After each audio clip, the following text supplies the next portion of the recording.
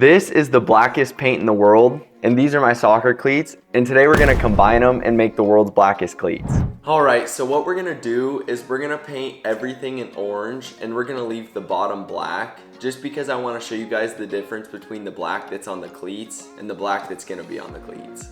I'm not somebody that paints ever, but I hope I can do a good job on this because this is supposed to look really cool. We're just gonna go in with our big brush. It says a little bit goes a long way, so I probably don't need that much. We're just gonna ride over the New Balance sign. Yeah, I'm assuming this is gonna take quite a while. We'll see though. Yeah, and we're gonna do the whole thing, the sock included. It's actually moving along a little bit faster than I thought it would. I'm definitely gonna have to put a second coat on this thing because every time I try and paint where I've already painted, it just takes off the paint. So what this paint is supposed to do is pretty much just take away all your perception so everything looks 2D because it takes away all the shadows because it's supposed to be so black. So I think we did a pretty good job with the first cleat. We got the whole sock covered up and I think it looks pretty good, but it's still a little bit splotchy. One thing that would be super cool is if one of like the big companies like Nike or Adidas decided to make this like a colorway. Be just having pitch black cleats out on the field. That would be so awesome. Not gonna lie, this is a lot more tedious than I thought it would be, just getting the paint and all the little cracks. But I hope it's coming along quite nicely. Looking through the camera, it looks pretty cool, but in person, it just looks super glossy right now. Coat number 1 is finally finished. That took probably at least a half an hour to do both cleats, maybe 45 minutes. But there's still a lot of orange poking through, so we're gonna let coat number 1 dry.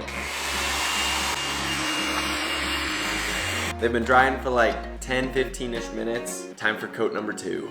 I'm really thinking about throwing on a third coat after this because I think that'll just really bring it all together. We'll kind of see how the second coat does.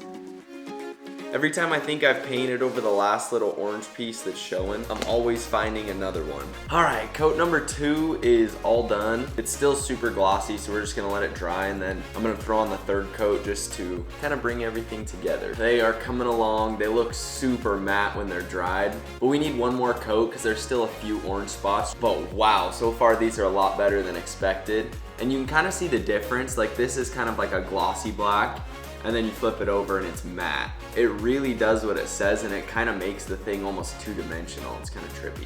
All right, so after about an hour and a half's worth of work, it is finally over, and here's the reveal. But these things look ridiculous all dried. I mean, just wow.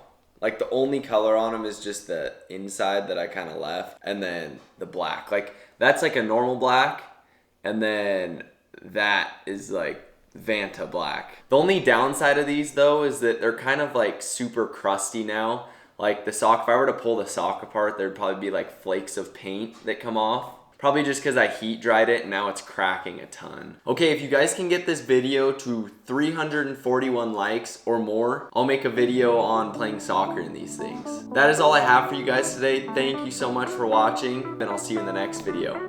Peace.